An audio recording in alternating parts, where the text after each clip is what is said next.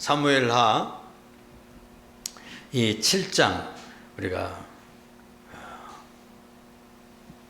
16절에 볼 것 같으면 그런 말씀을 합니다.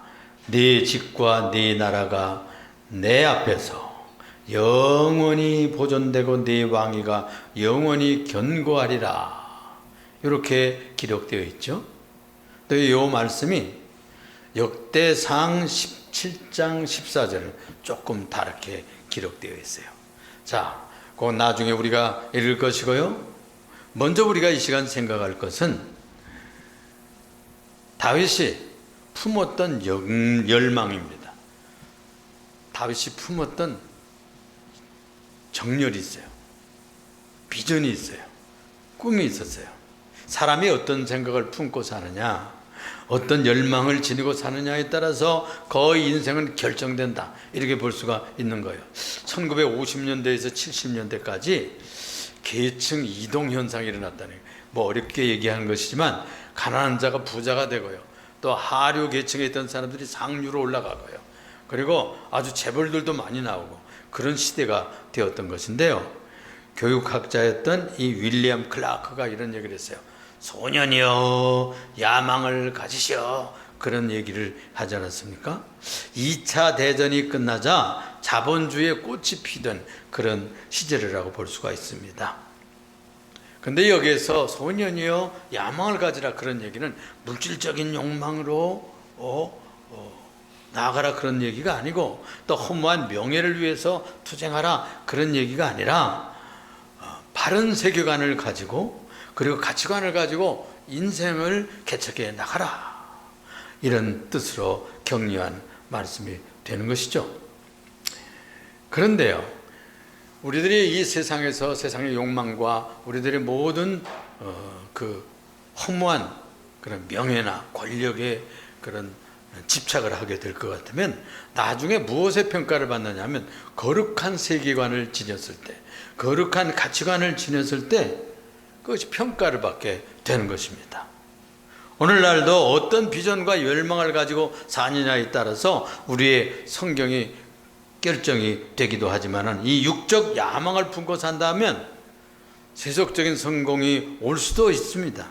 그렇게 된다 할지라도 우리가 성경을 읽어보고 또 신앙생활의 잣대로 우리가 평가해 볼 것 같으면, 아, 그런 일들이 별 볼 일이 아니었구나, 그런 평가를 나중에 받게 될 수가 있는 것이죠. 다윗은 평소에 하나님을 향해서 열정을 품고 살았습니다. 특별히 어느 때부터 그랬는가 하니, 청소년 시절에 양을 치는데 갑자기 사무엘 선지자가 불러오라고 그랬잖아. 응? 그래가지고 사무엘 선지자를 양치는 거기에서 불러다가 기름을 부어 씌웠어요. 네가 앞으로 이 나라를 다스리는 목자가 되리라. 지금은 양떼를 지키는 목동이지만 이제 앞으로 이스라엘 백성들과 나라를 인도하는 지도자가 되리라 하는 기름을 부어주었어요. 그때부터 이 청소년 다윗의 마음속에는 큰 새로운 마음이 왔고, 또 인생의 정열이 불붙어 하나님을 향한 뜨거운 사랑이 불타 올랐던 것을 알 수가 있습니다. 우리가 그 증거를요, 우리가 시편 23편 읽어볼 것 같으면 너무나 정확하게 알 수가 있어요. 그래서 그가 이 양치는 목동에서 이스라엘을 이끌어가는 목자장으로서 출세했을 때에도 이 시편을 묵상하면서 은혜를 받았던 것 같아요. 그래서 여호와는 나의 목자시니 내가 부족함이 없으리로다. 그래서 여호와는 우리의 목자시고 자기는 양처럼 생각하는 그런 신앙의 깊이가 거기서 발견되는 것이죠. 그래서 이 사울이요, 차츰 기울게 되었어요. 망해가는 길로 가게 되었죠. 우리가 이 세상살이 하면서 세속적인 정열과 또 욕망과 열정을 가지고 살아가는 것과 이 땅 위에서 하나님의 거룩한 성령의 뜨거움과 말씀의 격려를 받고 은혜 받고 살아가는 것은 가치가 하늘과 땅만큼 차이가 있습니다. 천국과 지옥만큼 큰 차이가 나는 것이에요. 그렇게 살아가는 이 사울 왕은요, 차츰 기울었어요. 브레셋과의 전쟁에서 전사를 하게 되는 것이죠. 그러자 다윗이 유다 지파의 왕으로 등극하게 되는 것이죠. 그래가지고 7년 동안 왕 노릇을 하는데요. 7년 동안 왕 노릇을 하는데, 그 왕 노릇이 끝나고서 10지파가요 다윗 왕에게 기름을 부었어요. 그래가지고 전 12지파의 그런 통일 왕국의 제왕이 되었던 것입니다. 나라가 말이에요, 망하려고 할 것 같으면 하늘 일마다 안 돼요. 아브넬이라고 하는 사울의 군대 장관이었던 이분이 암살을 당하게 됩니다. 그리고 나중에는 그 사울 왕의 뒤를 이어서 왕 노릇하던 그 왕도 또 암살을 당하게 되고, 이래가지고 그 사울의 왕통은 끊겨버리고 무너지는 비극이 일어나게 됐죠. 이렇게 해서 완전히 그 사울의 그런 왕가는 무너지고, 오히려 박해받던 다윗의 왕가가 일어나서 이 이스라엘 12지파를 통일하고, 여러분들이 우리가 지난 시간에 검토했듯이 시온성 예루살렘에다가 수도를 정했는데, 거기에서 정치의 중심지를 삼고 또 법계를 옮겨가지고 거기에서 신앙의 중심지, 종교의 중심지를 삼고 절기 때마다 예루살렘에 올라와서 전 민족이 예배함으로 신앙적으로 뭉치게 되었고, 그 나라가 든든히 서가는 그런 일이 있게 되었습니다. 그래서 정치, 경제, 문화, 사회, 모든 군사회의까지 정말로 통일왕국의 수도로서 예루살렘에 왕궁을 짓고 나라를 잘 정치해서 12지파를 통일하는데 공헌했던 그런 공로를 남겼던 것입니다. 목동이었던 이 다윗이 부름받아 가지고 거룩한 정열을 가지고 평생을 살아서 성공적인 하나님께 영광을 돌리는 그런 지도자가 됐다는 말씀이에요. 그러니까 우리가 꼭 왕이 세상에서 되고 대통령이 되지 않는다 할지라도 가정에서 또는 어떤 직장에서 얼마든지 봉사하는 리더십을 발휘할 수가 있는 것이죠. 그래서 하나님을 사랑하고 그분의 뜻을 땅 위에 실천하면 주님께서 우리에게 지혜를 주시고 또 통치, 잘 다스리고 관리하는 능력까지 주어서 그 회사도 잘 봉사할 수가 있고, 또 동네에서도 또 가문에서도 또 친척 친지들 사이에서도 없어서는 아니 되는 그런 존재가 되는 것입니다. 그래서 이 다윗이 하나님을 향했던 이 정열과 믿음이 마침내 드러나게 됐어요.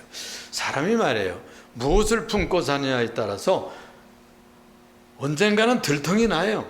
그게 뽀롱이 나요. 응? 아이들 얘기로. 결국은 드러나게 되는 거예요. 두 번째로 생각할 것은, 그래서 그의 정신이 무엇으로 나타났느냐, 그의 정열이 성전을 짓겠다, 이런 마음으로 다윗의 고백에서 드러나게 되는 것입니다. 사람은 평소에 지닌 정신과 정열이 언젠가는 결국 드러나게 마련입니다. 마음에 품고 쌓이고 이렇게 있던 것이 언제는 입으로 나와요. 그 표현이 되게 되어 있어요. 여호와 하나님께서 그의 원수들을 다 무찌르고 평화를 주시고 왕궁에서 편히 살게 되었을 때요, 이제는 편하게 되었으니 먹고 마시고 즐기고 그냥 허랑방탕하면서 이렇게 산 것이 아니에요. 그는 무엇을 생각했는가 하니 그 윗부분에 볼 것 없는 이런 말씀을 하고 있지 않습니까? 볼지어다, 나선 선지자 앞에 이렇게 고백을 했어요. 볼지어다, 나는 백향목궁에 거하면서 이렇게 편히 살면서 하나님의 귀에는 저 장막 텐트에 있도다. 이를 어찌하면 좋은고, 이런 걱정을 했단 말이에요. 그에게는 바로 이 하나님의 거룩한 장막을 위해서 건축하고 싶은 열망을 고백하게 되었던 것이죠. 사람은 대개 난관에 봉착했을 때는 하나님을 찾습니다. 그렇죠. 우리가 보통 그래요. 어려움을 당하든지 또 병들든지 또 사업이 또 무너져 가든지 정말로 어려운 문제가 앞에 봉착해 있다, 그러면 어떻게 돼요? 우리 예수 믿는 이들은 하나님을 찾고 더 열심히 기도하게 되는 것이죠. 말씀을 기억하고 하나님 은혜를 입기 위해서 열심을 내는 겁니다. 그럼 보통 그래요. 당연히 그러죠. 그런데도 불구하고 그렇게 하지 않으면 그건 신자가 아니죠. 그런데 형통할 때, 잘 될 때, 그리고 배부를 때, 정말로 모든 것이 잘 평안할 때 하나님 잊어버리기 싫어요. 여호와 하나님의 은혜를 망각하기 쉬운 것입니다. 그게 상례예요. 보통 있는 일이에요. 그런데 오늘 본문을 보면은 다윗은 반대 입장에 서 있다는 거예요. 그때 하나님께서 너무 기뻐했어요. 그때 그 다윗의 고백을 듣고 너무 기뻐했어요. 거기 보면 사실 조금 반대로 얘기하는 것처럼 이렇게 말씀하고 있거든요. 나단 선지자를 통해서 이렇게 전했습니다. 야야야, 내가 언제 광야에서 어떤 지파에게 명령을 내려가지고 너희들 나를 위해서 백향목으로 집을 짓지 않아? 이렇게 추구한 적이 한 번도 없다는 거예요. 그러면서 내가 양치는 데서 너를 이끌어내서 왕으로 삼아서 이 자리에 앉게 주었더니 내 백성의 머리로 앉아서 네가 귀한 생각을 하는구나. 이렇게 주님께서 너무너무 기뻐한 거예요. 여러분들 부모님들이 뭐 생일 선물이나 조금 뭐 해드리고 또 옷가지라도 사드리고 무슨 뭐 케이크라도 사주면 아이고 이거 필요 없어. 그걸 뭘 이렇게 해왔어. 그리고 그러는 것 아니에요? 그런 것처럼 여기 그렇게 말씀합니다. 내가 어떤 지파에게 백향목 짓지 않는다고 건축하지 않았다고 지청구하고 책망한 적이 있느냐. 그런데 내가 너를 불러서 왕으로 세웠더니 네가 나를 위해서 이런 이야기를 하는구나. 그러면서 이제 내가 내 이름을 위대하게 만들어주리라 그랬어요. 위대하게 만들어주겠다. 그리고 본문 말씀에 보면 내가 내 집을 세우고 그런 말씀이에요. 내가 내 집을 세워야지 네가 내 집을 세우겠니? 이렇게 말씀했어요. 그렇습니다. 이 집이란 말은 뭐냐면 가문을 말하는 거예요. 왕가를 말하는 거예요. 우리가 혈통을 잇는 그 가문을 말하기도 하지만 신앙의 왕가를 일으켜 세워주겠다는 약속을 여기서 하게 되는 것입니다. 그래서 24절에 그 유명한 언약을 강조하셨어요. 네 집과 네 나라가 내 앞에서 영원히 보존되고 네 왕자가 영원히 견고하리라. 이것은 뭐예요? 무너지지 않는 나라, 망하지 않는 나라, 주저앉지 않는 왕가 그리고 왕위를 주겠다는 겁니다. 얼마나 놀라운 약속이에요? 엄청난 축복의 약속을 주셨어요. 나는 백향목궁에 거하거늘 하나님의 귀에는 장막에 있습니다. 이 일을 어찌하면 좋겠습니까?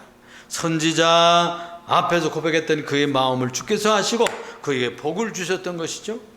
그래서 네 집과 네 나라가 내 앞에서 영원히 보존되고, 그러니까 이 다윗의 가문이 그렇게 보존되고 또 다윗의 왕가가 영원히 다스리는 나라를 세워서 하나님 앞에서 영원할 것이다. 이런 약속을 주셨던 것이요. 뿐만이 아니라 네 왕위가 견고해서 무너지지 않겠다. 그렇게 약속을 주신 겁니다. 그 왜 그러한 복을 다윗이 받았을까요? 그가 야곱의 12 형제를 위해서 희생했던 사람이 있어요. 그 조상이 누구죠? 그 조상이 유다입니다. 유다. 자기의 동생과 형제를 위해서는 내가 애굽의 바로의 감옥에 갇히고 그리고 내 형제들과 내 동생은 보내주세요. 이렇게 했던 그 정신, 희생정신, 그 한 번 그렇게 했어요. 요셉 앞에서 그렇게 고백을 했죠. 그런데 이것을 하나님께서 점수로 따고 그에게 축복을 내리고 그 후손에서 다윗이 일어났고요. 이 다윗이 바로 이 유다의 정신을 이어가는 사람으로 세워졌기 때문에 자기의 원수가 자기를 잡으러 왔는데 사울 왕을 몇 번이나 거저 놓아주었어요. 살려주었어요. 이런 일들을 한두 번 하는 것이 아니에요. 이렇게 넓은 마음, 그리스도의 정신을 실현함으로 말미암아 이런 축복을 내려주시고 또 하나님의 영광을 위해서 성전을 짓겠다 그러니까 너무나 주님이 기뻐하셨어요. 그래서 그런 얘기들이 많이 있어요. 성전 지을 때 헌금하고 성전 지을 때 조그만 것이라도 표시하고 이런 그 성도들마다 복을 받는다고 그랬잖아요. 반드시 주니까 갚으셔요. 그런데 여기 보면은 이 나라가 영원하겠다고 그랬잖아요. 근데 영원하지 않았어요. 그리고 유다 왕가도 망해버리고 말았다는 거예요. 그 어때서 그런 일이 일어났어요? 우리가 열왕기서를 읽고 또 기서를 읽어볼 것 같으면 그 이유가 너무나 분명하게 계속 드러나게 됩니다. 그 이유는 불신과 하나님을 경외해야 되는데 그 다윗 왕가가 다윗과 같지 않았어요. 뭐 한 두서너 명 정도 하나님을 열심히 섬기고는 다 불신앙적으로 우상 섬기고 거역하고 불순종하고 결국은 우상 숭배하다가 얻어맞고 이런 일이 일어났고요. 그렇게 약속하셨던 엄청난 축복을 누리지를 못해요. 그러니까 이 신앙생활을 잘 유지해야 됩니다, 여러분. 유지할 수 있어야 돼요. 그래야 복을 유지하는 거예요. 약속도 아무리 해주었어도 그걸 받을 수 있는 그릇을 유지해야 돼요. 그 믿음의 그릇을 깨뜨리면 안 됩니다.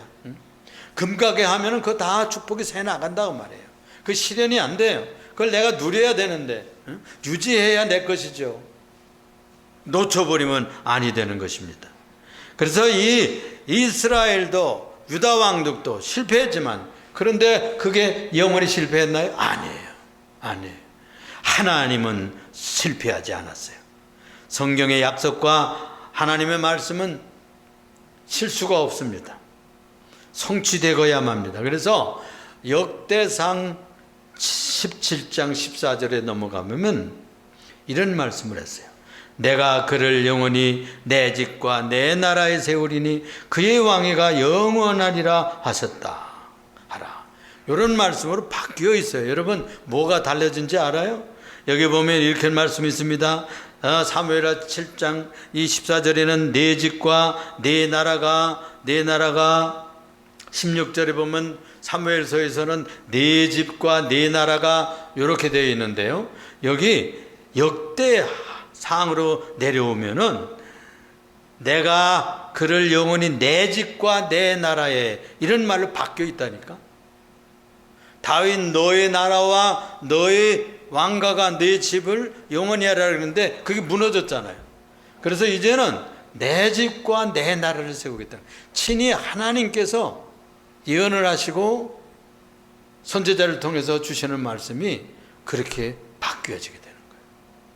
이게 언제 정리가 됐는가 하니 포로 시대에 정리가 됐대요. 유대 나라가 다 망해서 갔거든. 그 말씀을 읽어보니 어떻게 된 거예요? 이 성경을 편집하고 기록하던 분이 이제는 우리가 나라를 세우는 것이 아니고 다윗이 나라를 세우는 것이 아니고 하나님이 친히 세우시겠다는 말씀이었구나. 이런 말씀으로 신앙을 고백받고 또 계시받았다는 겁니다, 여러분.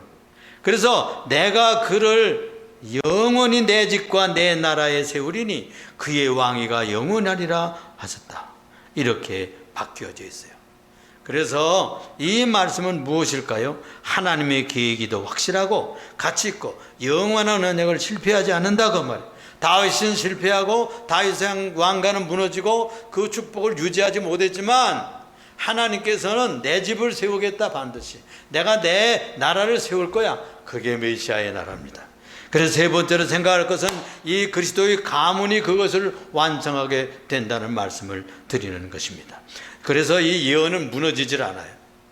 마태복음 1장 1절에 볼 것 같으면 아브라함과 다윗과 예수 그리스도의 계보라 그렇게 되어 있잖아요. 다윗을 잇는 분은 다윗의 그런 혈통적인 사람들만이 아니라 하나님의 정신을 잇는 그리스도가 태어났을 때 이루어진다는 것을 말씀하고 있는 것입니다. 그래서 예수 그리스도가 성령으로 잉태되어 출생하는 얘기가 마태복음 2장 6절에 유대 땅 베들레헴아 너는 유대 고을 중에 작지 아니하도다. 미가서 5장 2절 있잖아요. 인용한 말씀이에요. 네게서 한 다스리는 자가 나와서 내 백성 이스라엘의 한 목자가 되리라 그랬어요. 또 오늘 다윗의 동네에 너희를 위하여 구주가 나졌으니 곧 그리스도 주시니라. 다윗은 사실은 자신은 성공했지만 그 후손들이 실패했어요. 그래가지고 그 나라가 망쳐들어서 망했어요. 그런데 그 나라를 내 나라로 세우고 내 왕가로 세우겠다고 하는 것을 말씀하고 있습니다. 실제로 이 다윗의 동네에서 그 다윗의 정신을 일으킬 귀한 분이 태어났는데 예수 메시아입니다. 예수 그리스도입니다.